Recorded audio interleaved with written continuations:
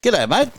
Yes, good morning, Damo. With all this rain, time for some entertainment. Looking back to a really good story or series of stories from, more than a century and a half ago. Well, exactly. Over 160 years ago, and this happened in Toowoomba, yeah? That's right. Bigamy, adultery, poisoning, fraud, and murder, all part of one series of connected events, and it happened right here in Toowoomba. Wow, fantastic. Well, it's over to you, mate. Yeah, look, this intricate story, and you have to say that because there's so many webs weaved into this. It came from the Toowoomba courthouse and revolved around Ellen Ashby, who claimed to be the daughter of Captain William Ashby. And she may have even committed bigamy when she married a wealthy landowner in Weewa in northern New South Wales. Now, Captain Ashby was one of the most popular skippers who ever traded between London and Auckland. In fact, his arrival in port was always a scene of wild ovations. Imagine that. Now, in 1859, Ellen married Mr. William Griffiths. He was the owner of the vast Anini station near Dirrambandi on the banks of the Picara River. Now, things initially went swimmingly well, with Ellen promptly giving birth to the couple's first child and then falling pregnant with their second. But then Ellen asked her aunt, Ellen Neal, to mix up a dose of poison for her to give to her husband, Mr. Griffiths. Now, Auntie Ellen, she was a middle-aged widow who for the past 3 years had been the housekeeper for the local commandant of police. And before that, for 25 years, she'd lived at the home of the Countess of Shaftesbury in Ireland, so she was not one to cross the line easily. In fact, Auntie Ellen refused to mix the poison, and so it was a stockman by the name of Thomas Woods who arranged the deadly concoction.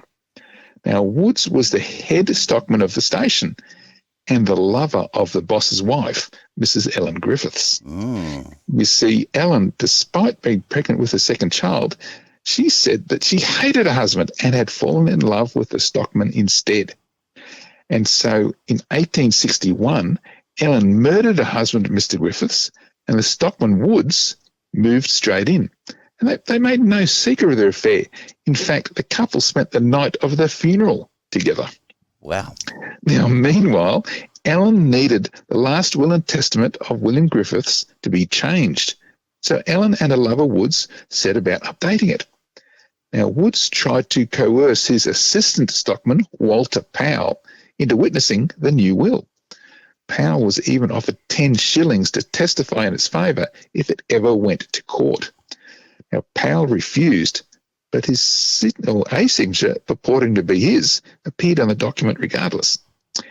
In 1864, when invariably this false will was indeed being challenged, some bad blood came to the surface between the two stockmen, Woods and his subordinate Fowler. The hut in which Fowler lived was on the Queensland side of the river, and from the other side, Woods called out to Fowler. He said that, he said that Fowler had to leave or else he would come over and throw him in the river. Powell responded by saying that if Woods tried, he would shoot him. Now, Woods crossed the river in a canoe and was going up towards a hut when Fowler shot him, as promised. Woods died, and Fowler said that the gun, well, it went off by accident. Now, of course, all this ended up in court in Toowoomba in 1864. Now, it was amongst the first cases heard in what today is known as the Old Toowoomba Courthouse on Margaret Street. Now, despite Auntie Ellen testifying against her niece, Ellen Griffiths, the Toowoomba jury found young Ellen not guilty of murder, and her lover Woods was discharged, and so he was never even tried for being an accessory before the fact. Powell then faced the Toowoomba court, and despite admitting that he had indeed killed the blackguard Woods, he too was found not guilty because it was deemed to be justifiable homicide. Wow.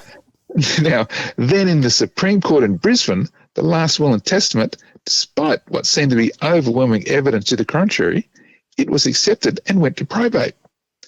Now, meanwhile, Ellen Griffiths, who had given birth to her second child after the murder of her husband, William Griffiths, she gave birth to her third child, and first with her lover Woods, 12 days after his killing.